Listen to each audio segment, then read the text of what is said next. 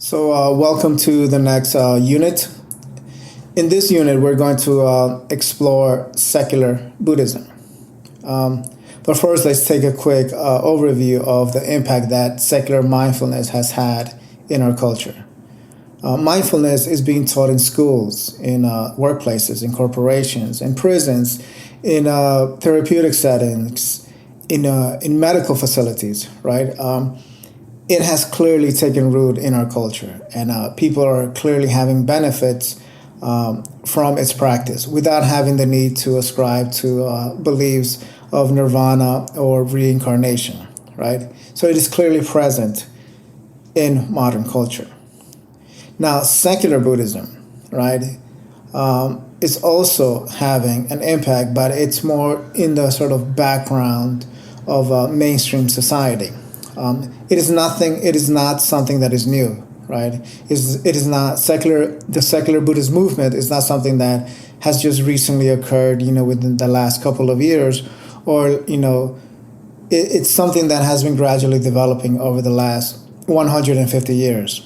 It originated in places of its origin, like in Sri Lanka, with a Buddhist Reformation movement, and it has also spread across different parts of the world of reformulating how we sort of practice the Dharma. So it has been slowly and gradually developing across the world over the past 150 years. So it is nothing new. It is not something that is completely new, right? It has been occurring for a while. Now, the main goal is to bring these Buddhist values into the modern world, into a more modern context. There is great value. There are great teachings within these traditional presentations, and one of the main aims within a secular Buddhist movement is to bring these values and ideas to a modern world within a modern context that is applicable to each one of us in our everyday life. The phase that every movement goes through is this process of adaptation. And this is something that, Buddhism has gone through since its, inception. It started off in India with the teachings of the Buddha, over 500 years ago. And since then, it has spread across all over the world, across different regions, in different times, in different epochs. And every region that it enters into, it takes on its own form, its own shape, right? So this is an adaptation process. Something new comes into a particular region, and it takes some time to take its own shape, its own unique flavor within that region. And some say that this process takes about 300 years, right? New ideas don't enter the culture, or meaningful, deep ideas don't enter a culture like a new pop song, right? That a pop artist releases a song like Shakira, and then 3 days later it has 40 million views, right? It doesn't occur that way. It takes the ideas like this take at least 300 years for it to really spread and to really form and have its own sort of identity, right? So, and that is the process of adaptation, right? So every region that it enters into, it adapts to that particular region. And as some examples, is you have guys like Kukai in Japan, who went, he went on his hero's journey. He went off to China and studied with a Chinese Buddhist master. And then when his master passed away, Kukai came back to Japan and, taught what he learned from, his teacher. And, Kukai is definitely one of the ones that is the main proponent of establishing Japanese Buddhism, right?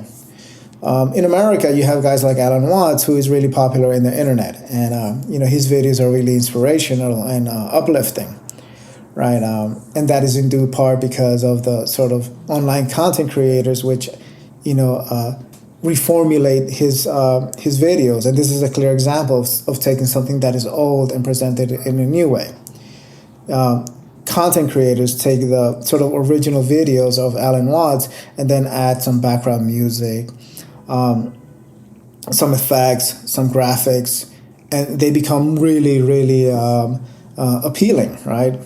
And that has an impact on our modern culture. So, making something old and making it new, and that is, the part of part of the process of this sort of adaptation. Buddhism has gone through that process. We see it in places like Tibet, China,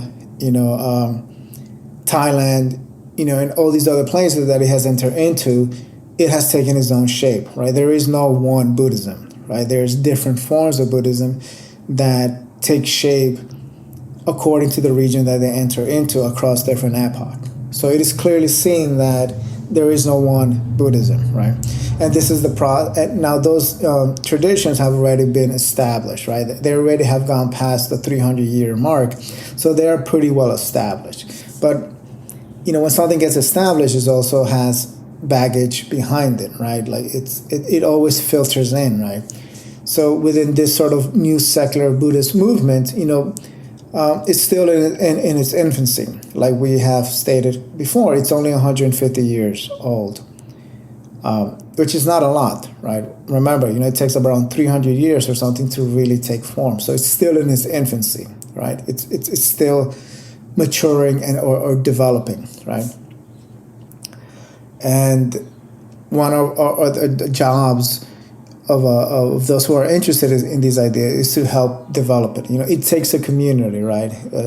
It takes a village to raise a child. And so what we're doing here is we're raising this sort of child of secular Buddhism, and it's taking an entire community contributing to it to keep it sort of moving and flourishing, right?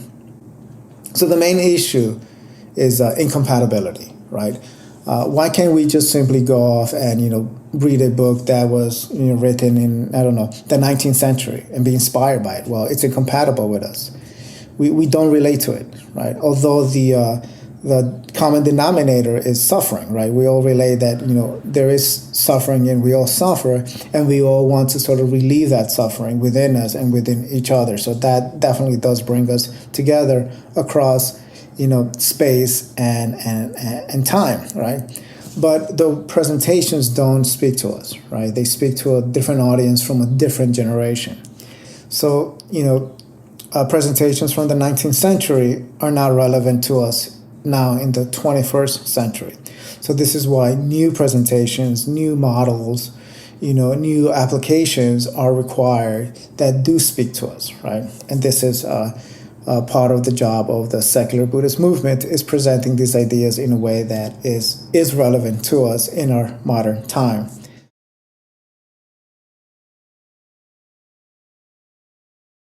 What do we keep and what do we sort of dismiss? And to help us understand this, we can employ the inspiring words of a great American icon or global icon as well, Bruce Lee. He has this quote that goes something along the lines of one is to adapt what is useful, dismiss what is not useful, and add what is uniquely our own. And that is precisely what the secular Buddhist movement is doing. It is adapting what is useful within these traditions, and particularly the early Buddhist teachings. It is determining what is not useful, and then it is adding what is uniquely our own. And by that is the region that it enters into, that is the sort of unique flavor that it adds to the tradition. So what exactly are the vital components that we should keep? Well, obviously the teachings on ethics, also teachings of compassion and resilience, and even the warrior-like training on resilience of the Lo Jong, right, which is a kind of like warrior-like mindfulness meditation to overcoming adversity. So some of these are the practices that we can keep. Now, what are some of the practices that we can dismiss? Right. Well, some of the beliefs, practices, some of the beliefs, some of the superstitions, some of the rituals, we can dismiss those. We don't really need them, right? So this process of discernment of what can we keep, what can we dismiss, and what can we add that is uniquely our own, it's still a work in process. We're still in its infancy mode. So it's a work in process, it's developing, and each student that comes in, sort of determines first for oneself what is useful, what is not useful, and what can they bring into this sort of equation. To use myself as an example, I come into these ideas and then I determine what I like and what I don't like, right? What do I want to keep and what do I want to dismiss? And then I also bring in my own sort of ideas, and then I present this within a sort of course format to present it as a sort of stock sort of setting that others could use and borrow, and then go through the Bruce Lee process of adapting what they find useful from this presentation, what they find unuseful from this presentation, and what they can add uniquely their own. So, this discerning is crucial, and this is why mindfulness is very important, because it teaches us how to properly do that. So, in closing, the secular Buddhist movement is still in its infancy. Like we said, it takes 300 years for a new movement to really fully mature and take root and take form. And the secular Buddhist movement, it's only about 150 years old. So we're halfway there to having a solid foundation. A good example here is the airplane, right? The airplane wasn't perfected in a weekend, right? The first commercial flight, I believe, it took place in the early 1900s. But how much time, work, and effort went before that sort of first flight, in the development, the testing, and the modifying, and working out the quirks and kinks of flight, right? It's a long process. With that airplane example, we see that we have reached a time where the airplane has basically been perfected, right? We are not there with secular Buddhism, right? It has not been perfected. We're halfway there. We have prototypes that work, that they get us off the ground, and we still have a lot of work to do. And this is where the works of like many scholars from around the world, both from the academic field, from the philosophers, clinicians, they all are taking part in contributing to the development of sort of this new movement. So it requires a community. It is a community effort across different times and different spaces. But currently, we have a lot of really good prototypes. There's many people on the internet, online, that are presenting models that we can use, that are safe, that are basic enough, but also tied to a deeper sort of a tradition. Now, the last point that I want to make is that mindfulness is not Buddhist. If you practice mindfulness or meditation, it doesn't necessarily mean that you're becoming a Buddhist. It's just you're studying your mind, right? Studying the mind is a universal idea, right? We all have a mind, and we all want to sort of perfect it and refine it, and we all want to find ways in which we are able to do that.